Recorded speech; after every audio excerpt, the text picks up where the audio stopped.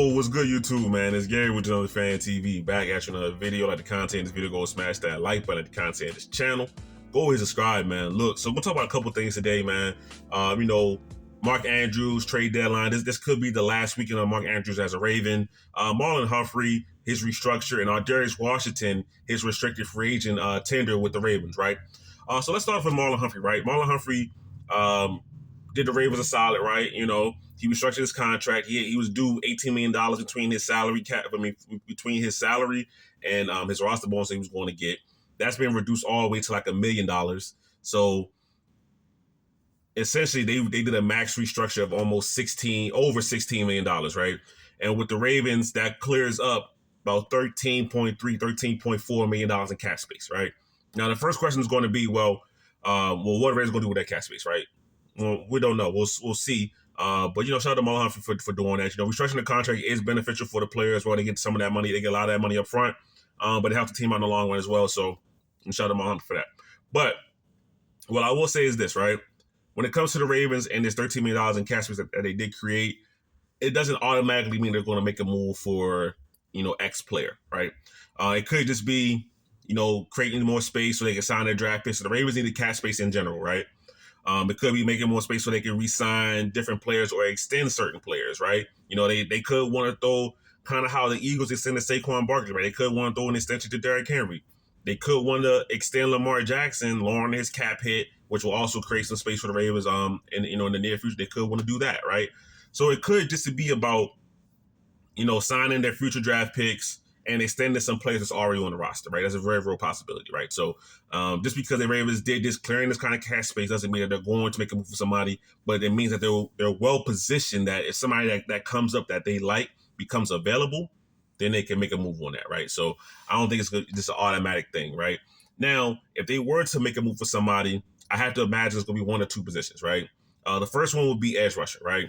If we're looking at the edge for the Ravens, right, Odafe Oweh, who's coming up on his fifth-year option, Kyle Van Noy, who's an older player, and Tavius Robinson, who has played some good snaps.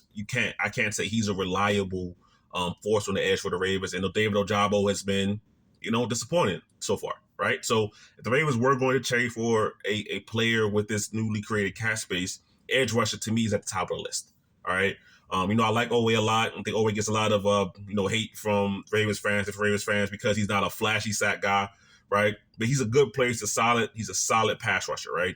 Do I wish he was more consistent and dominant in more games across the entire season? Of course, right? He kind of goes on hot and cold streaks, but he's a good enough player for the Ravens to want to keep around for the long run, for sure. All right. Kyle Van Noy is older, right? He's an older guy, right? So if I'm looking at this Ravens pass rush and I want to say, where could this team in general really improve and really take off? I'm looking at the edge, right? So if they can get a top-notch edge guy, that'd be really beneficial to the team, right? We can put it like that, okay? And I know the dream is like somebody like Micah Parsons, right, who seems to be, the Cowboys always wait to the last minute to pay their guys. So, this really could just be a long negotiation between him and the Cowboys and whatnot. I don't really see that happening for him to end up in Baltimore and things like that. The Cowboys would be crazy to let him go.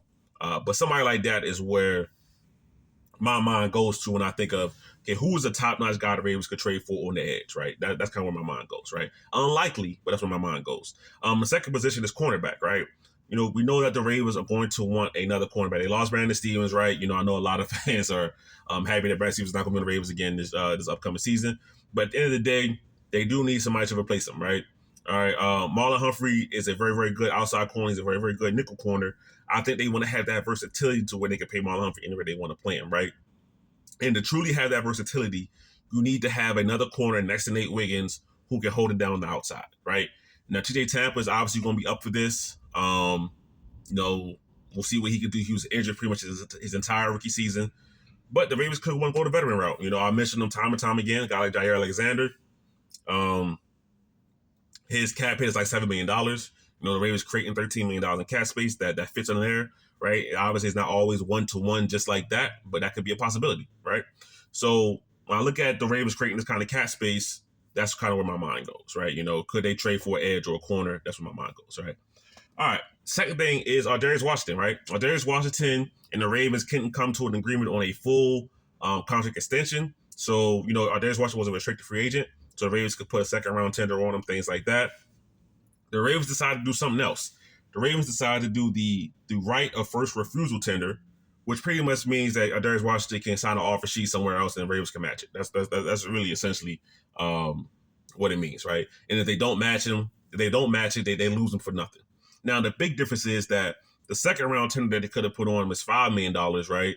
And if they did lose him, they would they would get something in return. But this right of first refusal tender is $3 million, right?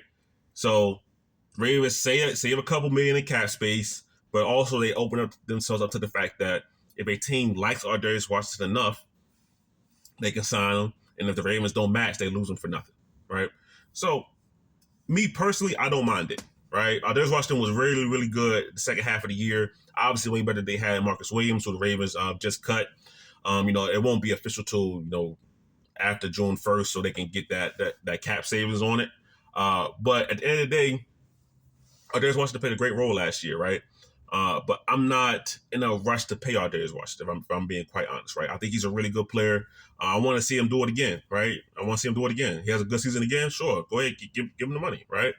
But the Ravens have other guys that they need to pay. Your Kyle Hamiltons, your Tyler Linderbaums, right? Odafe Owe, who I mentioned, right? These are all guys that I would say are priority over paying getting a contract done for Darius Washington. That's just my opinion on it, right? So hopefully he stays here for another year, and we have Darius Washington here. I would love to have that. I think he's a very, very smart player and a good piece of this defense, right? That's going to help. So I'm not saying lose him for nothing. That'd be tough, but at the end of the day, I kind of agree with the decision to not hurry up and get contract extension done. That's just my opinion on it. All right, and then kind of the main thing I want to talk about, right? Mark Andrews, okay? So Mark Andrews is due a $4 million roster bonus on March 20th, right? So today is what? The 14th, okay? So we're talking about in a week's time, Mark Andrews is due a $4 million roster bonus. The Ravens are not going to pay Mark Andrews this roster bonus if they intend on trading him. You know what I'm saying? So that leaves this next week. It to me is the Mark Andrews trade deadline, right? So this really could be the last couple of days of Mark Andrews as a Raven, or the Ravens could say, "Hey, look, no, Mark Andrews is staying here. We're going to run it back another year without title him how we like it, and go from there." Now, this is my opinion on it, right? A lot of people want Mark Andrews traded, gone, getting rid of him. I don't want to ever see him again. All right. Mark Andrews' playoff performances lead a lot of people down this road, and trust me, I'm sick of it as well. Right. So I don't hear me saying this as being like, "Oh, I don't get why people are frustrated." I 100% understand why people are frustrated. But my point is, I'm not losing Mark Andrews for nothing. And to me, nothing would be traded him for a fourth, fifth, sixth round pick. That player that you're getting back in return is likely not going to have a value, right?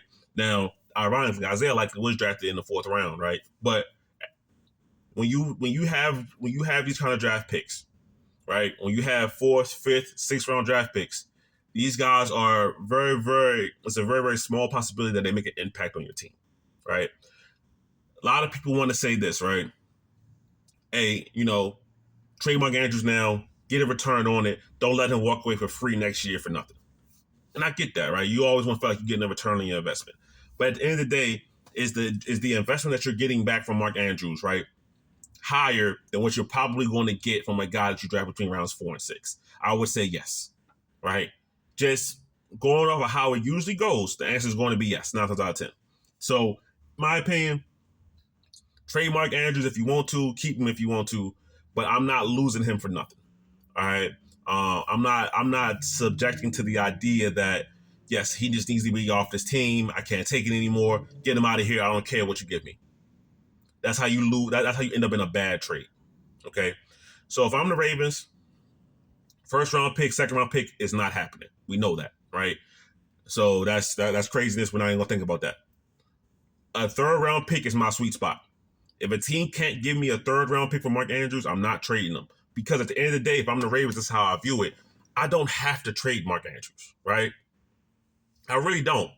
The Ravens could keep Mark Andrews. They could keep Isaiah Likely. They could run it back. Charlie Kohler is still here. They could do the same thing, right? they're not in the position where it's a must need to trade Mark Andrews. They're not in that position, right? There is no rush. There is no wild precedent that says that, hey, look, we need to get this deal done. There isn't, right? So over this next 6 days, right, between now and March 20th, right, if the Ravens come across a good deal, a deal that's a third round pick, top 100 guy, because that's what I've been saying. That's what I've been hunting, right? The Ravens have 11 draft picks in this upcoming draft, okay? I believe only 3 of those picks are in the top 100, right? I believe it's 27, 59, and 91. All right. Your top 100 players in the NFL draft are genuinely the players that's going to make an impact on your team if you draft properly, right? And the Ravens have a pretty good history of drafting, okay? So if I'm the Ravens, with these 11 picks, I take a couple of those picks, package them up to get a top 100 pick. Now that's 4.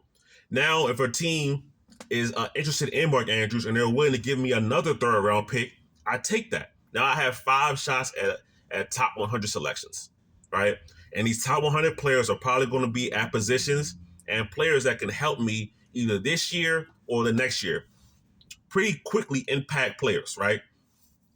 So it's not like you're drafting in the 5th, 6th, 7th round when you're drafting players that have a significant, talent gap, or a player that needs to be developed, or a player that needs to be all this kind of coaching up. When you get in these top 100 selections, you're generally selecting some of the best players in the draft. All right, so that's my idea with it, right? There's a path here for the Ravens to get up to 5 top 100 picks. Excuse me. All right, the Ravens don't need to take all 11 draft selections. That'd be silly. They only do that. They only that many new players on the team. You're probably gonna end up cutting at least 3 or 4 of those guys anyway, just because you're not gonna have enough space on the roster to have 11 rookies. You know what I mean? So when I look at the landscape of it and how it is, a lot of people want Mark Andrews traded for pennies, and I'm just not doing that.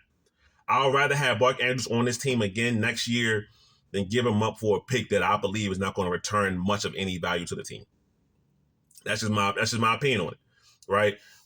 So for me, we'll see where Mark Andrews goes, right?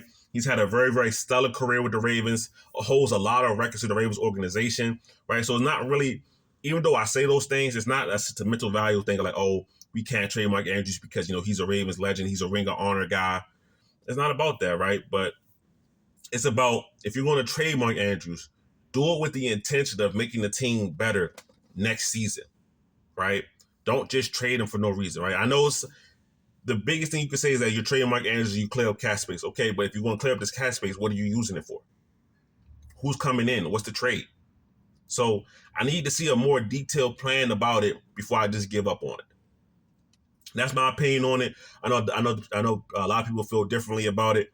But for me, I'm not just giving up Mark Andrews just to give him up.